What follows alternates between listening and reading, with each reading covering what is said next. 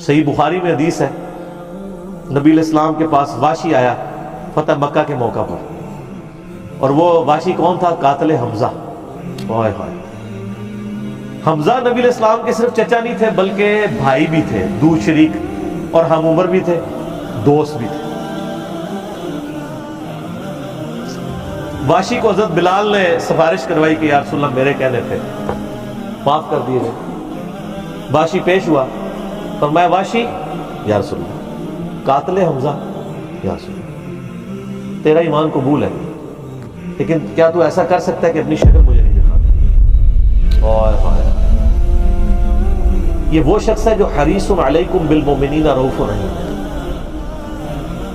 لیکن چچا کے معاملے میں، اور وہ چچا ایسا نہیں جو صرف چچا ہی تھا، وہ دین کا مجاہد تھا، دین کے لیے کنٹریبیوشن تھی۔ اور میں آپ کو علا وجہ بصیرت کہتا ہوں کہ حضور کی وفات کے وقت اگر حضرت حمزہ زندہ ہوتے، خلیفہ اول حضرت ابوبکر نے نہیں ہونا تھا، حضرت حمزہ نہیں ہونا تھا۔ اس کا لاجیکل ثبوت یہ ہے کہ غزوہ بدر میں مسلمانوں کا لیڈر کون تھا؟ آرمی کا حضرت حمزہ۔ نبی علیہ السلام تو خیمے میں تھے نا، مسلمانوں کو لیڈ کون کر رہا تھا؟ حضرت حمزہ۔ غزوہ احد میں کون لیڈ کر رہا تھا؟ حضرت حمزہ۔ اسی لیے آپ نے پھر غزوہ احد کے شہداء پہ جا کے جنازہ پڑھا تھا نا، کہ ان کی وجہ سے بعد والے لوگ بینیفیشری ہوں گے، تو یہ لوگ تو بینیفیشری نہیں ہوئے، ان کو سب کچھ آخرت میں ملا ہے۔ یہ نہ ہو کہ اب تم آپس میں، بخاری مسلم میں یہ بھی حدیث ہے، میرے بعد کافر نہ ہو جانا کہ ایک دوسرے کی گردنیں کاٹنا شروع ہو جاؤ، اور وہی ہوا پھر بعد میں۔ تو نبی علیہ السلام نے قاتل حمزہ کو معاف کیا، اور فرمایا پوری زندگی پھر واشی سامنے نہیں آیا حضور کے، حالانکہ آپ کو تو اللہ نے گارنٹی دی ہے حریص علیکم بالمؤمنین رؤوف الرحیم، نبی علیہ السلام مومنین پر رؤوف بھی ہیں، رحیم بھی ہیں۔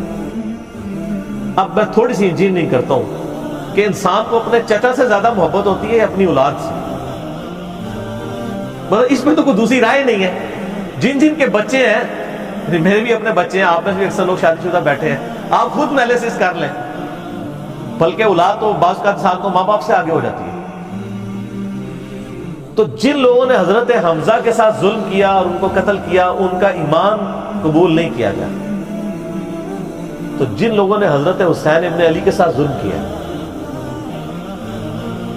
یا حضرت علی ابن ابی طالب کو تکلیفیں دی ہیں جو حضور کے بچوں کی جگہ تھے، ان کے بارے میں آپ ایکسپیکٹ کر سکتے ہیں کہ نبی اسلام کے دل میں ان کے بارے میں کوئی محبت کے جذبات ہوں؟ ناٹ ایٹ آل۔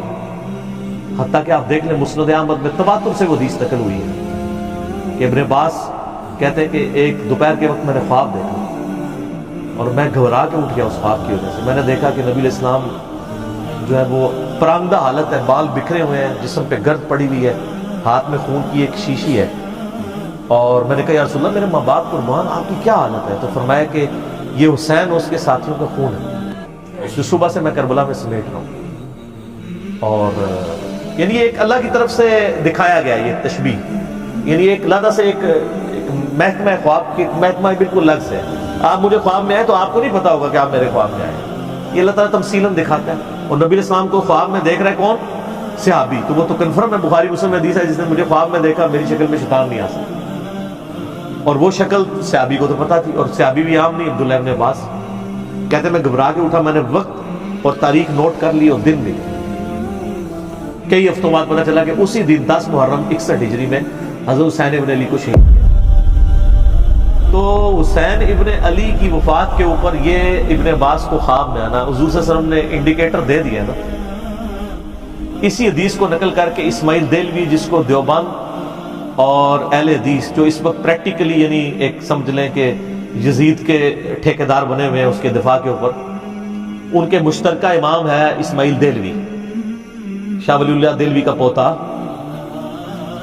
اس نے جو کتاب لکھی ہے نا تقویۃ الایمان، جس میں گستاخیاں بھی ہیں،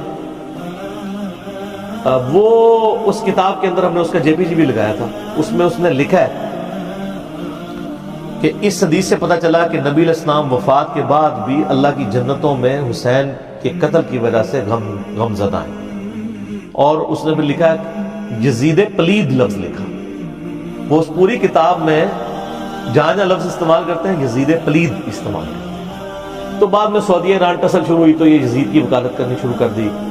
اہل حدیث تو خیر اس وقت ناسبیت اور یزیدیت کا جھنڈا اٹھائے ہوئے ہیں. دیوبند میں کم لوگ ہیں ایز کمپیئر ٹو اہل حدیث, اور بریلویوں میں تو بہت ہی کم. تو یہ میں آپ کو صرف ایک کمپیریزن بتا رہا ہوں کہ انسان کو اپنی اولاد سے جو محبت ہوتی ہے وہ تو آپ سوچ نہیں سکتے.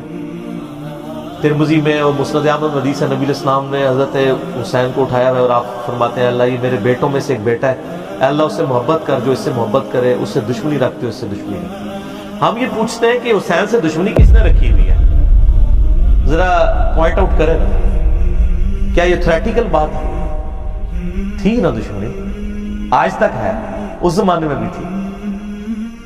تو وہ ان لوگوں کو پھر ان کے ساتھ کیا معاملات ہوں. باقی واقعہ کربلا والا ریسرچ پیپر 5B پڑھ لیں تو آپ کو معاملات کلیئر